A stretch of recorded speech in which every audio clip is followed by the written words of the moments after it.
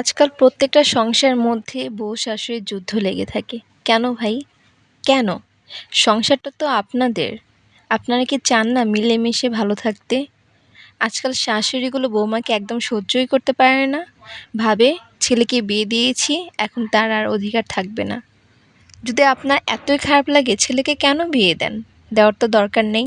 কোলে করে সারাদিন বসে রাখেন, সেটাই ভালো।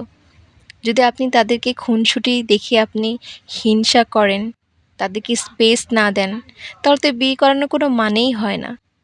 কাজ যদি করতেই হয় একটা কাজের মহিলা রেখে দেন না, সেটাই ভালো হয়, তাই না? আর বউদের উদ্দেশ্যে বলবো, শাশুড়ি কিন্তু বয়স্ক হয়। আপনি যেমন আপনার মাকে অনেক ভালোবাসেন, শাশুড়িকেও সেভাবে ভালোবাসতে হবে। শুধু শাশুড়ি শব্দটা বলে যে শাশুড়ির মতো তাকে ট্রিট করতে হবে এমন কিন্তু না। সুতরাং শাশুড়িকে মায়ের মতো ভালোবাসেন, দেখবেন সে আপনাকে অবশ্যই ভালোবাসবে।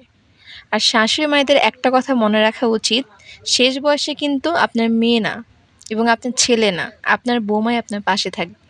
কারণ একটা মেয়ে চাইলে কিন্তু সংসারটাকে ভালো রাখতে পারে। সুতরাং মিলেমিশেই থাকুন।